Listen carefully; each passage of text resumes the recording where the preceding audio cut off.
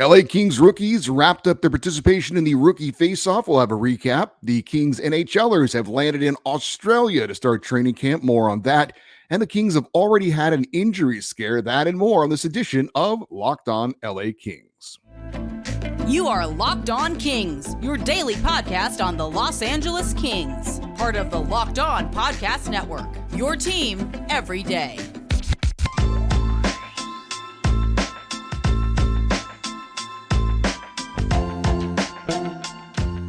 Hey, Kings fans, welcome to Locked On LA Kings, part of the Locked On Podcast Network, your team every day. Thanks for making Locked On LA Kings your first listen every day. We are free and available wherever you get your podcasts. We'd love for you to leave us a positive comment on Apple Podcasts if you're a fan of the show. And we are on YouTube. Please like and subscribe if you're enjoying this content. At last check, we were at 2,243 subscribers.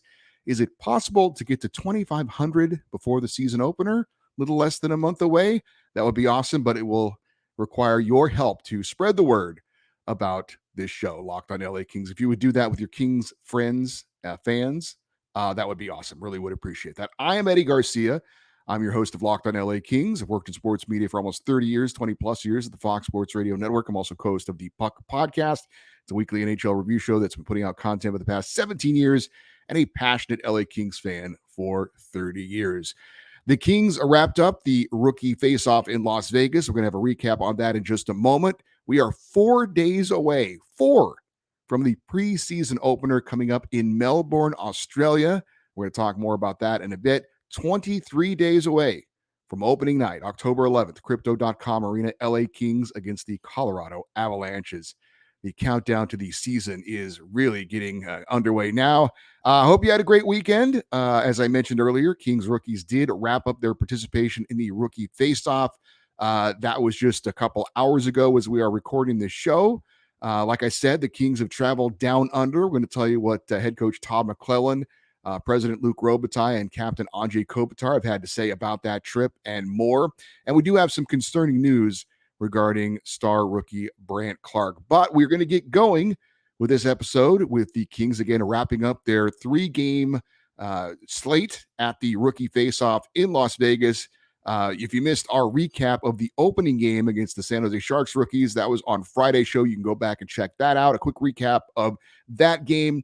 The Kings lost 4-3 in a shootout to San Jose. Standouts for the Kings were goalie Jacob Ingham. We'll talk more about him in a bit.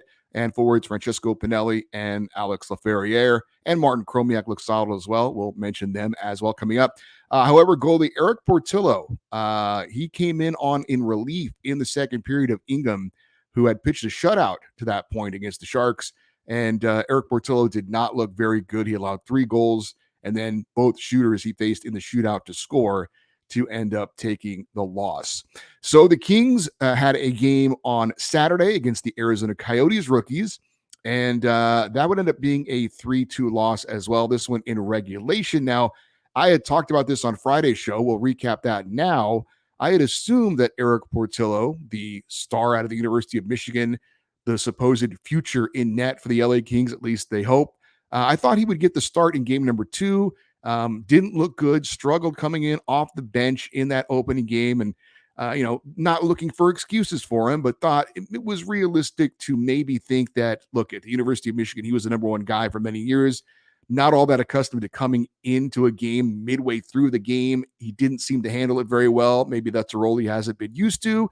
So maybe that was a reasonable this reason why he didn't perform very well. So I thought, well, he'll get the start in game 2 and we'll get a different look at him in a different situation. Well, not only did he not start in game 2, he didn't even dress for the second game.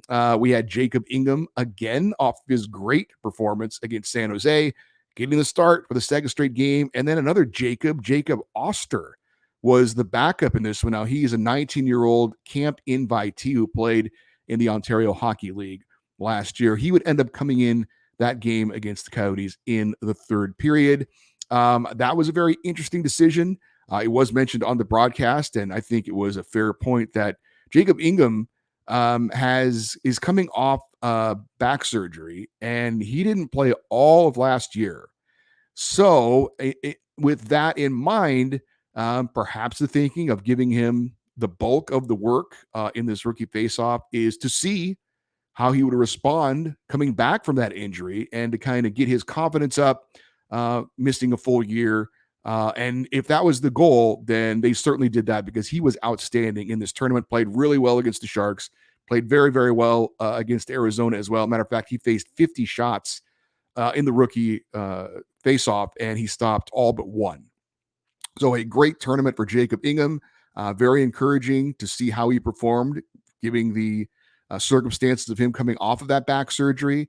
It would make sense for the Kings again to give him a little bit more of a workload just to see how he responds, to get his confidence up if he plays well, which he did, and to see where he was at coming back from that surgery. And I would say where he's at is a really, really good place. Now, I mentioned this on Friday's show that Jacob Ingham is not really looked at as the possible goalie for the future, but at one time, neither was Jonathan Quick. And I'm not saying that Jacob Ingham is Jonathan Quick. I'm just saying that sometimes what you have planned, what you have scripted out, doesn't necessarily happen. Remember, Jonathan Bernier was the number one pick for the Kings. Everybody thought he was a future in net.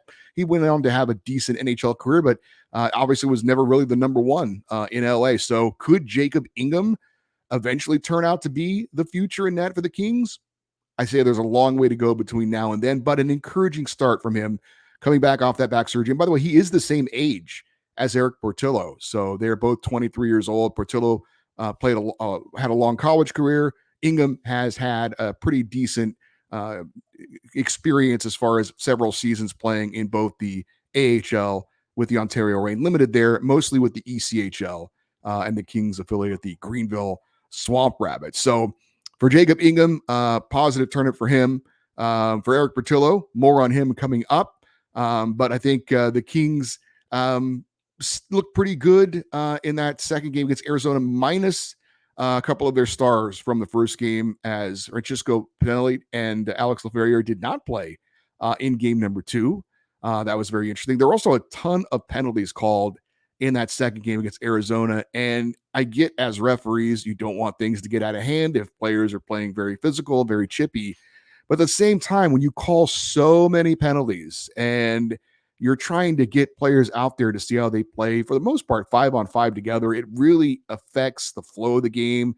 It affects the lines, obviously, and who you can put out there in certain situations. So I wish in this type of an environment where you've got a rookie tournament, basically, and you've got young players playing together and you've got them being evaluated and put in certain situations, go ahead and swallow the whistles a little bit. Like I said, you don't want the players to just be able to do anything they want, but when it becomes just a constant power play penalty kill situation, it's hard to really get a good evaluation on that. So I was a little disappointed with the officiating. Not that it was biased one way or another, but again, you want to get a good read on how things are working out, and it's hard to do when a team's constantly on the power play or constantly on the penalty kill.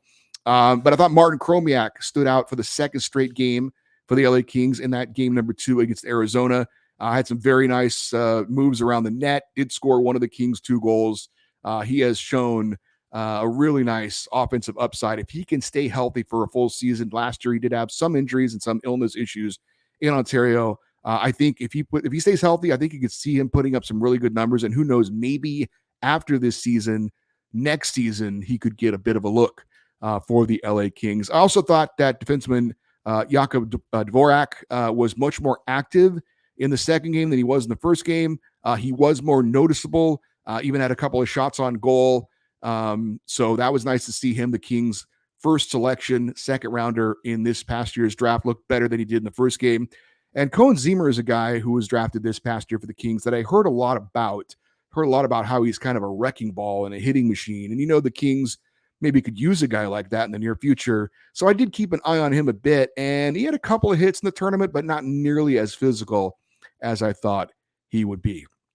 As for the final game of the Rookie Faceoff for the Kings, which again wrapped up just a little while ago, the Kings lost to the Ducks rookies by a score of 4-2. Now, Eric Portillo did, in fact, get the start in this game. Matter of fact, he played the entire game. Now, he did look better than he did in his relief appearance, where he frankly looked pretty bad, but he still allowed 4 goals. I thought 2 of them were stoppable, even though they did come from some high danger areas. The other 2 goals were poor defense and him kind of being put in a bad situation. But I thought 2 of those goals were stoppable. So a bit better than he played in relief in game one, but still, I would say not a great effort, not a great performance from Eric Portillo. So there is work to be done for Eric Portillo going forward. I would say his first couple of outings as an LA King, not as good as anybody would like them to be. I think that's probably the best way to put it. Francesco Pinelli and Alex Laferriere were back in the lineup for the LA Kings, and I really hope we get to see this duo together in Ontario for this season. They were on the top line in this rookie faceoff. They played on the Kings' number one power play unit. It was very clear that these guys have chemistry. Both very skilled, very active, equally good at getting scoring chances and setting up teammates. Pinelli really, really good on the penalty kill. I really enjoyed watching Francesco Pinelli and Alex Laferriere, and really encouraged by what I saw specifically from those two guys in the tournament, and also Martin Chromiak as well. Not quite as much as Pinelli and Laferriere, but good. And Jacob Ingham probably was the biggest standout in net for the LA Kings in those 3 games played in Las Vegas. Overall, no real concern as far as the results go. Sure, you would like to see anytime your team takes the ice and they're being in competition against other, players that you'd like to see wins. The Kings went 0-2-1. I don't know that that's really that big of a deal, though. I think it's more about seeing players play together, getting them a taste of what it's like to be together, things like that, and showing that they were competitive. The Kings didn't get blown out in any of these games. They were right there. And to be honest, the games against San Jose, Arizona, and Anaheim, all those teams had at least, if not more, one high first-round pick on their roster. Leo Carlson, who was the number 1 pick for the Kings, second overall in the draft this year, played against the Kings. He had a goal. So the Kings did not have a single former first-round pick on their roster for the rookie faceoff. So just from a talent standpoint, frankly, they were going in a little bit undermanned, if you will. So all in all, I thought it was still a decent showing. Not concerned about the, like I said, the record, but really loved seeing Francesco Pinelli, Alex Laferriere, and props to Jacob Ingham for showing great skills and great abilities coming off that back injury. So a great story to kind of look forward to, and keep an eye on the name of Jacob Ingham going forward. We are concerned about Eric Portillo, but it was just 2 games and not even, a game and a half. So still a lot of work for him to do, but not a great first step for him as an LA King. All right, we talked about the Kings rookies. Let's talk about the Kings NHL'ers and their trip to Australia. We will do that in just a moment here on Locked On LA Kings, your team every day. Hey, this episode of Locked On LA Kings is brought to you by Jase Medical, who provides a product called the Jase Case. It can supply you with 5 life-saving antibiotics in case of emergency. All you have to do is fill out a simple online form, and in some cases, make a quick call to their board-certified physicians to be prepared with antibiotics in case of an emergency. You can also get ongoing care from their physicians on any treatment-related questions. Don't get caught unprepared in an emergency. Anyone should be empowered to care for themselves and their loved ones in case of the unexpected. Jase handles everything from online evaluations to licensed pharmacy medication deliveries and online consultation and care. Save more than $360 by getting these life-saving antibiotics with Jase Medical, plus an additional additional $20 off by using my code LOCKEDON at checkout at jasemedical.com, JASE medical.com. All right, the LA Kings are down under to start training camp in Australia. You probably know all about this, but if you're caught by surprise, the Kings are going to be playing a couple of preseason games down in Melbourne, Australia, Rod Laver Arena, where the Australian Open tennis tournament is held every year. They'll be taking on the Arizona Coyotes coming up this Friday night. Now, before the Kings left for Australia, they did have immediate availability with several members of the team, most notably head coach Todd McClellan and president and Hall of Famer Luc Robitaille. Both McClellan and Robitaille were asked about the pluses and minuses of the Kings heading down to Australia for this trip. Of course, I think the obvious minuses would be just the toll it takes on the body to make that very long flight down to Australia. I've taken that flight.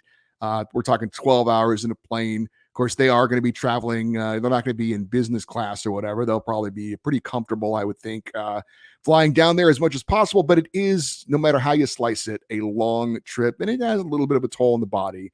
They both acknowledged that, but they both also said there were way too many pluses compared to the minuses of this trip. First of all, the LA Kings are going to be a part of history. No NHL teams have ever played in the Southern Hemisphere before. They've obviously never been to Australia.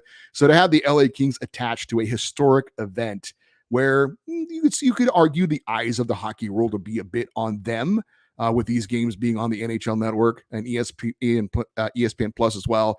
So that was obviously a very nice little check mark for the LA Kings as far as an organization and doing something that no NHL team had ever done before. Obviously, they feel like this is a great way to promote the game in a place where it has never been before. Jordan Spence is an Australian-born player playing for the LA Kings, so that'll be a big storyline. Just show NHL hockey up close and personal firsthand to fans in a new area to grow the game, and all the things that come along with that, the media coverage, the interviews, and things like that. That it was a very unique opportunity for the players. I know Andrei Kopitar said he's never been to Australia, didn't know how many of the teammates had been to Australia. Obviously, Jordan Spence was born there, but he didn't grow up there. So this is a really cool opportunity for him as well to go back to the place of his birth and get a chance to check out that. Just like he said, Kopi said, it would be crazy for us to go all the way down there and not at least get to be tourists in some respect and get to see the city and the country a little bit. So they've got that as well. And I think most notably and probably the biggest thing when it comes to this being a plus for the Kings hockey-wise is the bonding you're going to get with the players together pretty much 24/7. When you're home and training camp's going on, you go to the rink and then you go home, and you go to the rink and you go home, so on and so forth. Here, they're going to be together the entire time. So it's a great opportunity for them to eat all their meals together, obviously work out together, train together, and do some touristy things together as well. So there's a good bonding experience for this team to take that with them into the NHL regular season. So a lot of pluses, not many minuses for the Kings going on this trip. And I agree with those points as well. As for Todd McClellan, he was asked a little bit more about the specifics of the LA Kings and the roster and things like that, and about training camp and spots available for competition. And he confirmed what we've all pretty much known. There are not a lot of roster spots available for the LA Kings. Their roster is pretty much set in stone. There is some available competition playing on the third line as far as the winger spots. And of course, the biggest spotlight and the thing we'll be watching mostly with these preseason games, focusing on, critiquing, is who's going to play on the third pairing defensively. He was asked specifically about Jordan Spence and Tobias Bjornfoot. He said that they both had a great opportunity.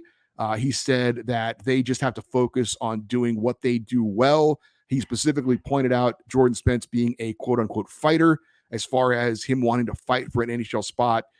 He was asked if he thought Spence was NHL ready. He said that there's still things to be shown in training camp, but that everybody was rooting for Jordan Spence. They really like what he's made of. Like I said, the fight that he has in competing to get an NHL spot. And Tobias Bjornfoot too. He said those two guys have an opportunity. Now you might see that Brandt Clark's name was omitted from this. We'll tell you why coming up in just a little bit. Also talked about being excited to have Trevor Lewis back with the LA Kings, the former two-time Stanley Cup winner. He said that Lewis was going to be a big part of this team in a lot of different areas, leadership, penalty kill, and just being a guy who's been there and done that. He was asked about new goalie Cam Talbot, who he coached in Edmonton. Said that Cam has looked great so far, that he looks like he's as healthy as he's been in a while, and that he's excited to get an opportunity to coach Cam Talbot and see what he can do with the LA Kings. Talked about the depth at center, obviously with the addition of Pierre-Luc Dubois. And he said the Kings look great on paper, but they still have to go out and get the job done on the ice. I thought Andrei Kopitar was asked specifically about Quinton Byfield, and said flat out that Q made he and Adrian Kempe better when he played on the top line with them. I thought that was a nice vote of confidence from the captain to say that Quinton Byfield, in fact, while he didn't have the numbers, made their line better. As far as some comments from Luc Robitaille, he was asked about the Kings roster size. They've got 21 players right now likely on the NHL roster. The max is 23. So with the salary cap, there is a chance they could go into the season a little bit light, maybe 21, maybe 22 players. He acknowledged that was, in fact, the case. He was asked about the expectations on the LA Kings this year, and he talked about what we've all talked about. And That's just reiterating the organization's view on this season that making the playoffs is not enough. It has to be beyond that. It has to be another step. It has to be out of the first round of the playoffs. So again, it's not just the fans talking about it. It's not just the media talking about it. It's the players. It's the coach. It's the organization saying it's time for the Kings to take a next step. I was interested to see that no one in the media asked Todd McClellan about going into the season without a contract extension. Now, I'm pretty sure I know 99.9% what he would have said in that situation. He would have said, we'll deal with the contract after the year. It's not a big deal, whatever. But you know what? Getting him on the record to see what he had to say, I think is still important because you never know. Sometimes when you ask a question, you actually get an answer that you might not be expecting. So a little bit surprised that we did not hear someone ask Todd McClellan about that. Coming up, we do have the news on Brandt Clarke that is a little bit concerning. We will get into that. If you haven't heard about that, we'll do it here on Locked On LA Kings, your team every day. Hey, football season has kicked off. As a matter of fact, I'm a big Pittsburgh Steelers fan. I'm going to go watch Monday Night Football as soon as I'm done recording this episode. And FanDuel is giving you a chance to win all season long with football because right now, when you bet on a Super Bowl winner, you can get a bonus bet every time that team wins in the regular season. Just pick any team to win the Super Bowl, and you get bonus bets for every victory this year. You can use your bonus bets on point spreads, player props, over-unders, and more. So visit FanDuel.com/LockedOnNHL. That is FanDuel.com/LockedOnNHL. FanDuel is with you all season long for the NFL season.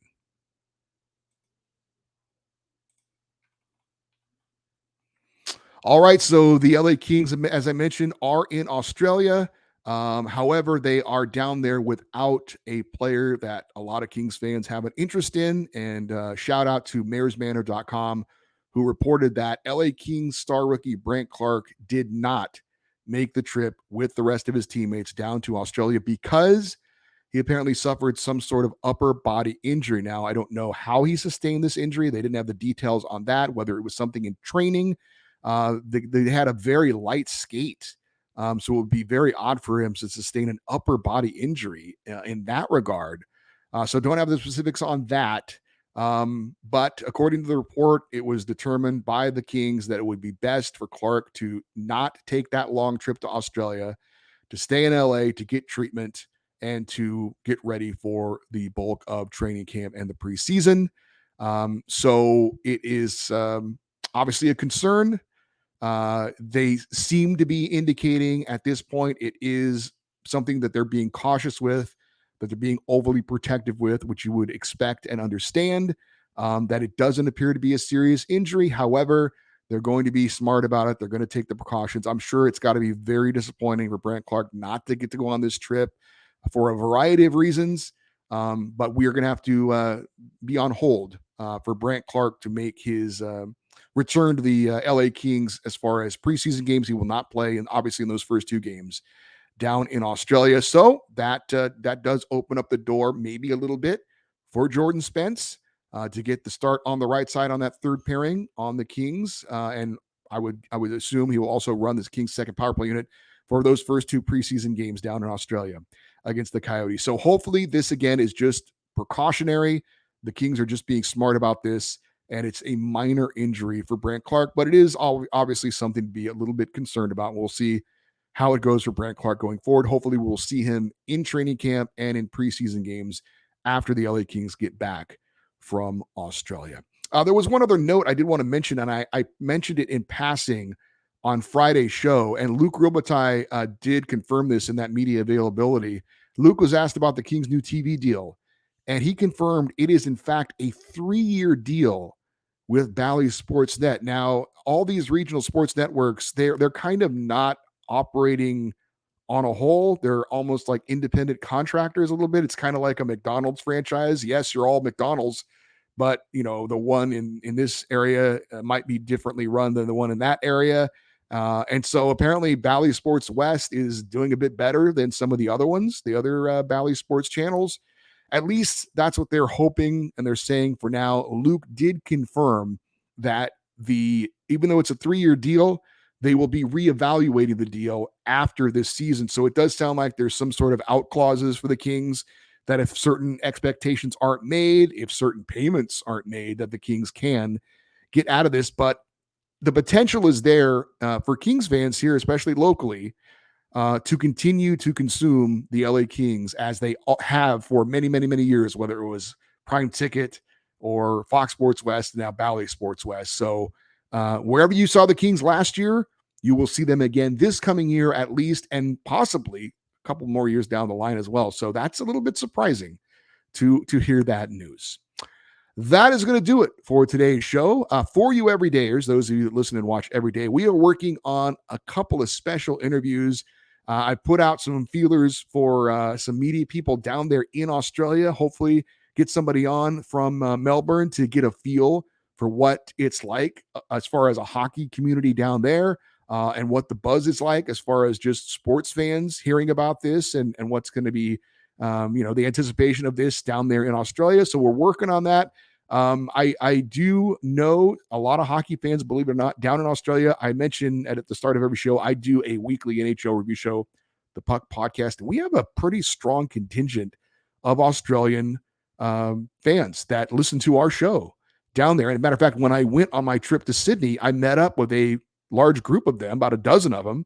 Now, most of them are expats, former Canadians or former Americans that have now found their way down there, whether it's for work or, some sort of living situation. But there is an Australian ice hockey league down there as well. Now, it's not as big as Aussie Rules football or any of those types of things, but there is some hockey presence down there. So it's cool for the Kings to get down there, to let those people get to see some NHL level hockey up close and personal. So again, hoping to have a special interview from someone down there in Australia that's covering the LA Kings preseason games and get a feel for what that's like. Hopefully that will happen at some point this week. Of course, we'll always have our fan feedback show coming up on Friday. That will be also the same night the Kings are opening up their preseason. So to plan ahead, we will have a preview of that Kings preseason game coming up. It's Saturday Australia time, but it's Friday Los Angeles time, 9 p.m. Pacific time. Kings Coyotes preseason opener this coming Friday night. That's on the NHL Network and ESPN Plus. And then the second game is Sunday Australia time, but Saturday night here in Los Angeles. Again, 9 p.m. Eastern, NHL Network and ESPN Plus. The preseason is going to be here at the end of this week, and that is exciting.